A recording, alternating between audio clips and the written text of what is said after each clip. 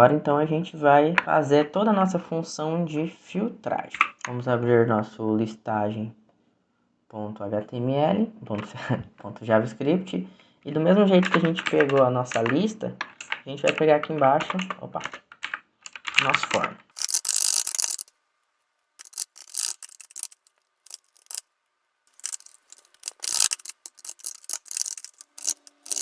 Então a gente vai dizer que a gente quer prevenir aquela função que ele faz normalmente de atualizar a página. E a gente quer saber também quais filtros o usuário aplicou. Então vamos fazer o nosso objeto filtros. Que vai ter.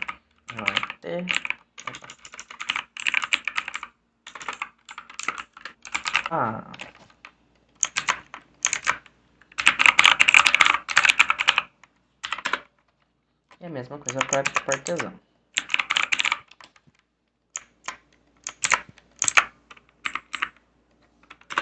E como a gente ainda está só vendo como ele funciona, a gente já vai fazer um console log maroto aqui.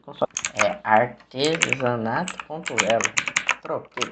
Artesão.velo, perdão. Pronto, agora tá tudo beleza. Tá vendo que aqui, ó, esse meu artesanato, como eu copiei de outro lugar, ele colocou um espaço. Na hora que a gente for pesquisar, esse espaço ele vai ser considerado. Então vamos supor que eu copiei o nome daqui, coloquei aqui, ele também pegou espaço. A gente então já vai fazer uma validaçãozinha para eliminar esse espaço.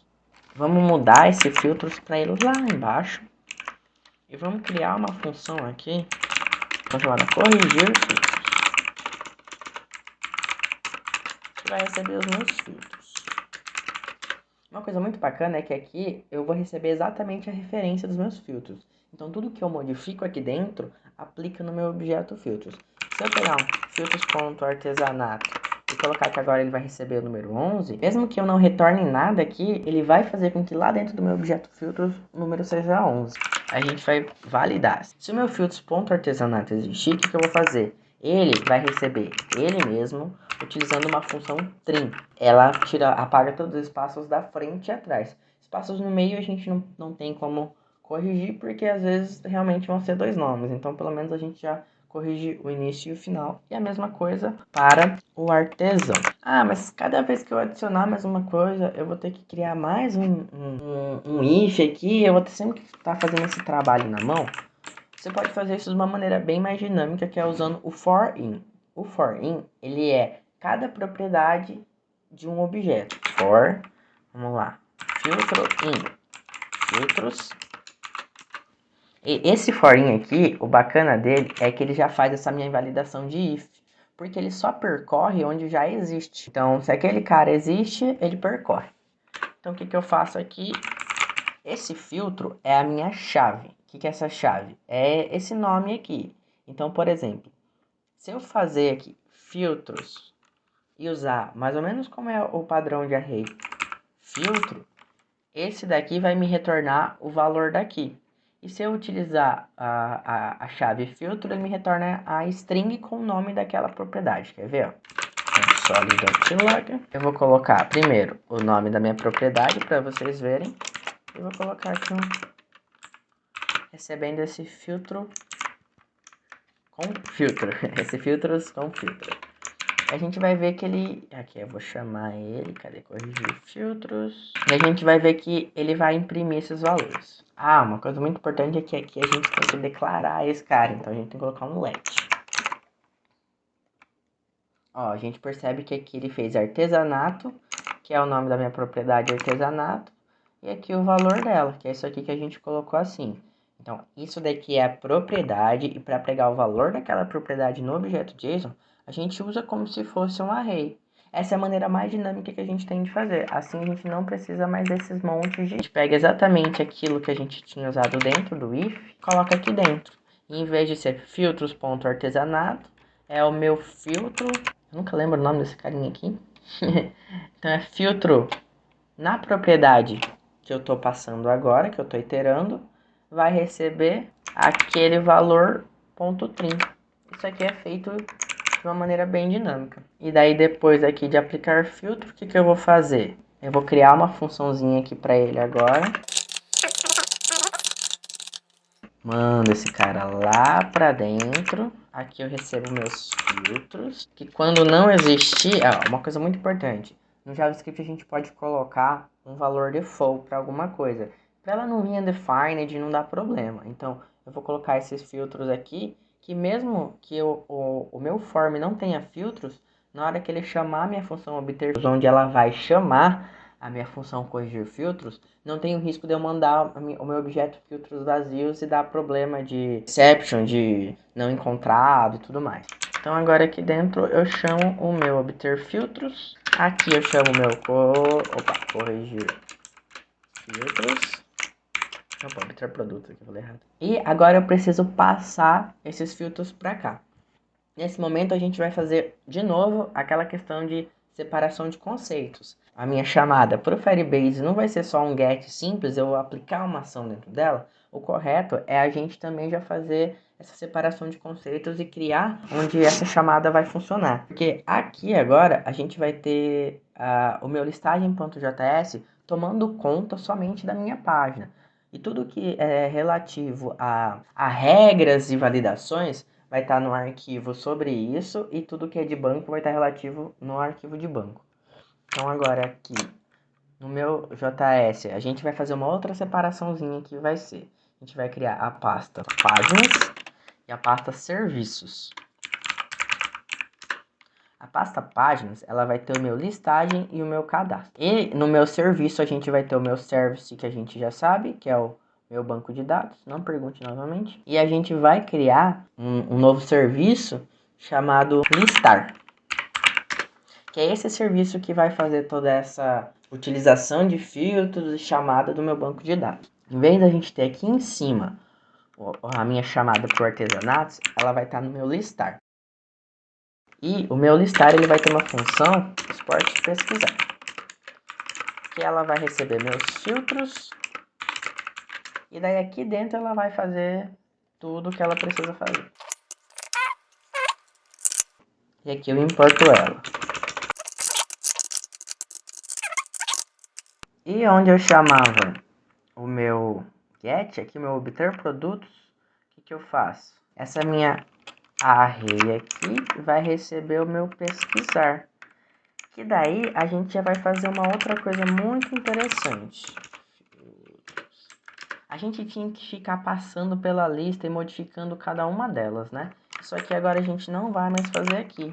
A gente vai fazer ali no nosso pesquisar. Então, como que vai ser? O nosso arquivo da página de listagem está pronto. Agora a gente vai fazer o nosso arquivo de listar. Aqui eu tenho o nosso get, né? Que ele é o, digamos assim, quem faz a nossa chamada. O que eu preciso fazer? Eu preciso aplicar os filtros. Então, como que o Firebase aplica os filtros? Então, bora olhar na documentação deles. Ler dados, a gente vai ver que ele tem aqui fazer consultas simples e compostas. O que são essas consultas compostas? São essas consultas onde vão ter alguma validaçãozinha. Por exemplo, consulta simples, tem aqui que é esse where. É esse where que vai fazer a gente validar. Então, como que a gente valida? A gente pode validar se alguma coisa é menor que, menor igual, igual ou maior igual, ou se ela é diferente de algo, quando a gente quer excluir. Então, baseado no que a gente já viu aqui, a gente tem que criar, digamos assim, essa validação, adicionar esse where. Para cada objeto que a gente tem, a gente vai ter que colocar um where. Então, aplicar os filtros aqui em cima. Eu recebo meus filtros também. E o meu artesanato agora vai vir aqui para dentro. Eu vou tirar. O meu aplicar filtros vai receber o meu artesanato.where. Artesanato. Que tem que ser igual ao meu filtros.artesanato. Só que, para cada caso, a gente vai ter que verificar isso de novo, vai ficar muito chato.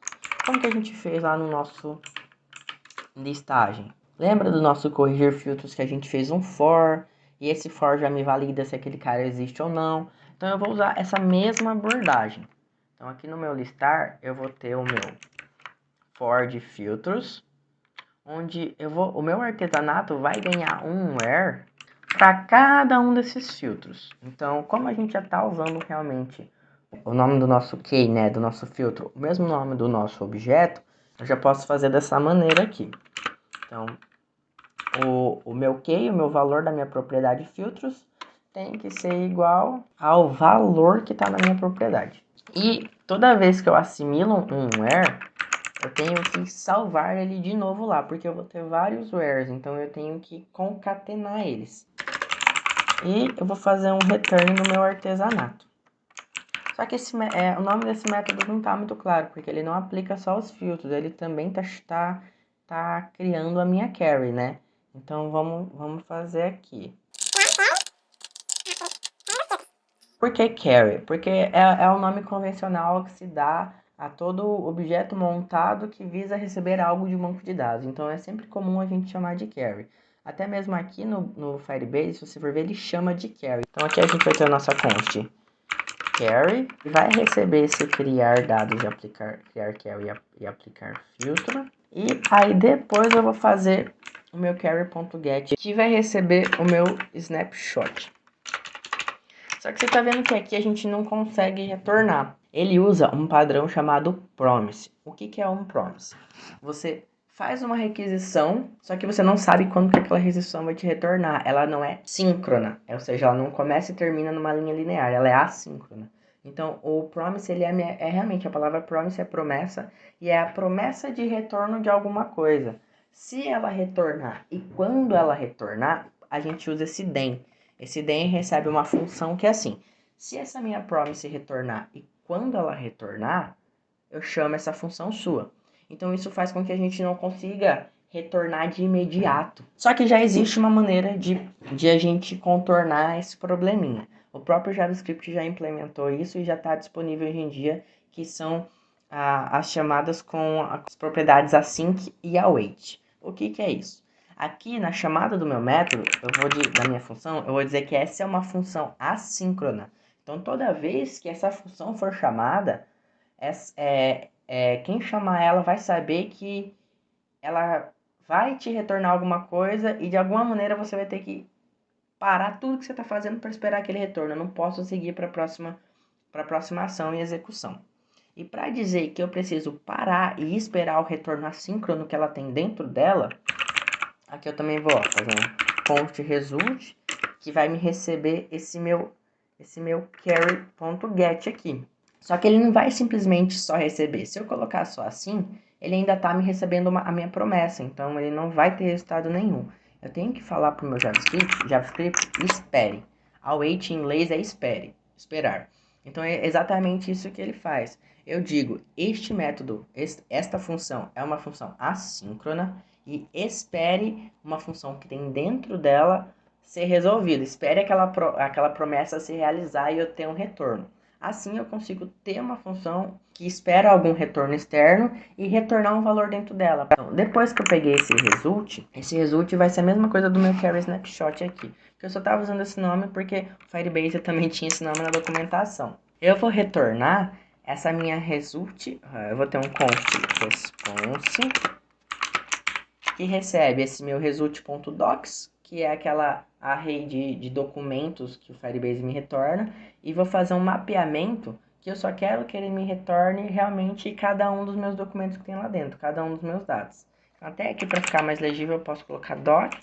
Então eu vou dizer, ó, do meu doc, eu não quero aquelas informações a mais que ele tem, eu quero que receber somente o meu dado. E agora eu vou retornar o meu response. Verdade, aqui eu não tenho o meu artesanato. Eu vou ter uma let chamada carry, que ela recebe artesanato e depois ela vai recebendo suas modificações. Na minha listagem, o meu pesquisar, como ele é um método assíncrono, que nem a gente falou lá, aqui eu vou ter que falar, cara, esse cara é um assíncrono, então espere ele voltar. Então, para esperar, a gente já sabe que eu tenho que usar o meu await. E também preciso dizer na assinatura da minha função, no começo dela, que olha, essa função ela usa alguma coisa assíncrona. Então, se ela usa alguma coisa assíncrona, ela tem que estar bem definida. Então, a hora que chegar aqui nesse pesquisar, em vez dele já tentar ir direto para o renderizar lista, ele fica travado aqui esperando o meu pesquisar voltar. Vamos ver isso funcionando?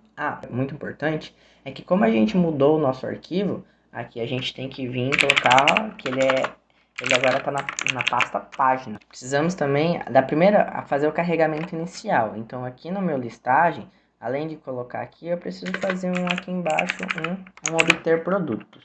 Obter produtos, que isso aqui é o que vai carregar assim que a página abrir. A gente consegue filtrar, beleza? E ó, lembra que eu falei dos espaços?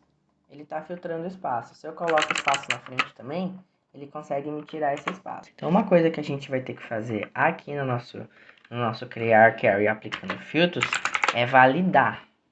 Validar se o nosso filtro, como ele já existe, tudo bem. A gente tem que validar se o tamanho da string que tem dentro dele for maior que 0. Então, eu sei que ali dentro tem um objeto, tem uma palavra. Então, validando assim, ó, funciona beleza. Vamos colocar aqui o Vobiga, que tem mais de um. Opa. Então, Vobiga. Tá vendo que ele não trouxe? Por quê? Porque ele valida a palavra corretamente escrita. Então, colocando Vobiga, botando um monte de espaço aqui, continua trazendo Vobiga. Beleza. Uma coisa que a gente esqueceu de fazer é lá no nosso cadastro e vir aqui também atualizar para páginas. Na próxima a gente vai fazer paginação.